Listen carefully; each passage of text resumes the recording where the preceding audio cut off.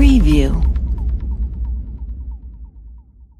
Updated August 16, 2017. 101,534 U.S. President Donald Trump has ripped into business leaders who resigned from his White House jobs panel, the latest sign that corporate America's romance with Mr. Trump is faltering, after his equivocal response to violence by white supremacists in Charlottesville, Virginia.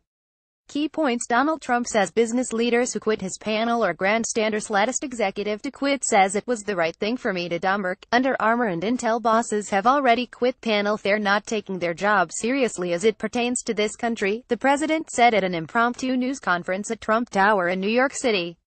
So far, 6 members of Mr. Trump's panel have quit their posts, including RIC Chief Executive Kenneth Frazier, Under Armour Chief Executive Kevin Plank, Intel Chief Executive Brian Krzanich, Alliance for American Manufacturing President Scott Paul, President Richard Trumka, AFL-CIO Deputy Chief of Staff Thea Leemar. Trump denied that his original statement about the violence in Virginia on Saturday was the cause of the departures.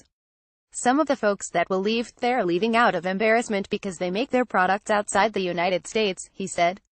Mr. Trump also assailed the CEOs who left on Twitter as grandstanders and said he had plenty of executives available to take their place.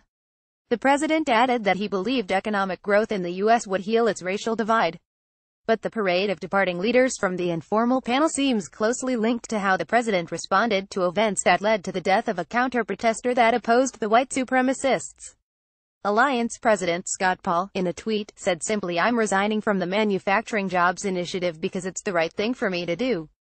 Mr. Trump today reiterated his controversial view that both sides were to blame for Saturday's violence, reigniting the race row.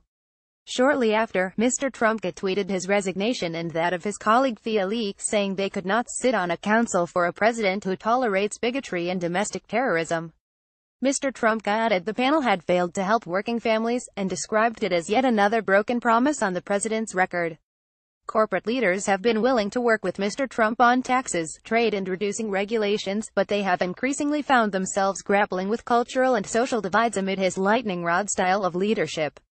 Merck Chief Executive Kenneth Frazier, one of only 4 African Americans to currently lead a Fortune 500 company, was the first to tender his resignation on Monday. He was assailed almost immediately by Mr. Trump on Twitter. Then came resignations from Under Armour Chief Executive Kevin Plank and Intel Chief Brian Krzanich.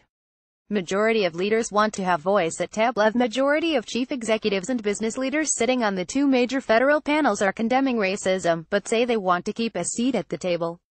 Our commitment to diversity and inclusion is unwavering, and we will remain active champions for these efforts, a spokesman for Campbell Soup Chief Executive Denise Morrison said.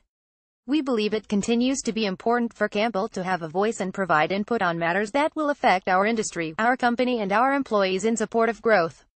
There have been other departures from major councils created by the Trump administration that were tied to its policies.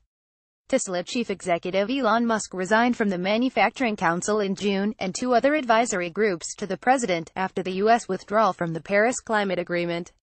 Walt Disney Chairman and Chief Executive Bob Iger resigned for the same reason from the President's Strategic and Policy Forum.